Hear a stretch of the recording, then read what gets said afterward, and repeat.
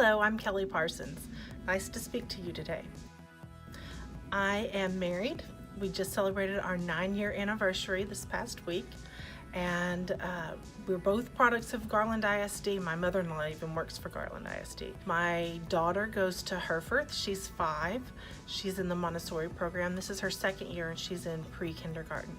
And we're really loving the Montessori program. After graduating from Lakeview, I went on to Howard Payne to study communications.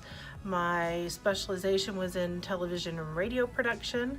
I got to be a DJ at our campus radio station when I was in college. That was a lot of fun. That was a really neat experience.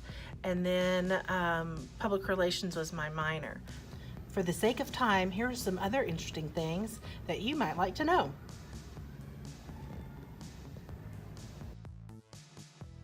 One of the biggest accomplishments in my career happened actually last year. First year on campus, and I was asked to be a part of the Choice School proposal team. Dallas ISD has a Choice School program where schools are able to apply to be almost like a magnet school. They have different platforms like leadership or STEAM, and we actually chose to be a personalized learning campus. So we were charged with writing a 72-page proposal. We had to outline all the details and things, and I was asked to be in charge of the technology portion of the proposal, which kind of went over into the budgeting as well. In the end, we submitted the proposal, and it was approved for the first phase and went on, and we had to go through an interview phase with a bunch of the bigwigs in Dallas ISD, and out of the 10-15 people that were on the proposal team, I was chosen to be one of the 5, I believe, 5 or 6, and I had a really good time on the interview team. I really enjoyed sharing all the different ideas that I learned while helping put the proposal together and communicating that with the people in the room. In the end, we actually were approved, and we received a large grant that for over the 3 years, and we were able to buy Schoology, which is one of the suggestions I made, and Chromebooks and some iPads for the lower grades. So it was very, very exciting for me to be a part of that and to be able to do that for the school here. I understand that this job requires a solid understanding of how to create quality web content and the ability to inspire and empower others to create the quality web content. And I do believe that I am the best person for that job. I have a solid background in the academics of creating quality content.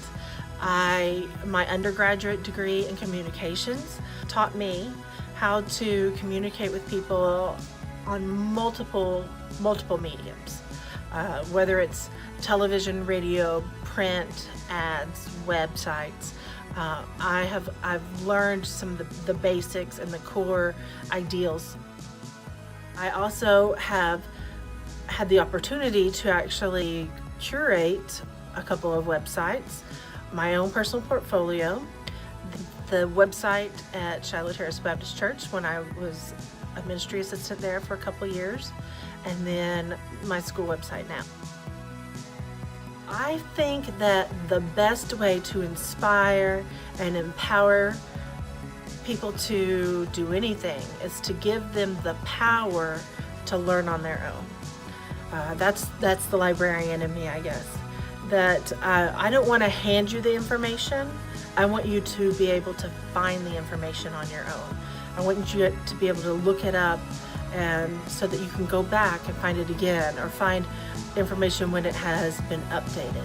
So while I do have the information about, and I have the knowledge of quality content, I don't think that the best way to inspire or empower is for me to say, here's the list of things that you should and shouldn't do. Now, I can do that, but there's so much good quality information out there about how to curate a website and how to create the content and the things that you should and shouldn't do, that it would be great to have in the session a time where go out and find the information on their own, and we could create a list and talk about it and find examples and non-examples of websites and how things work and don't work for them.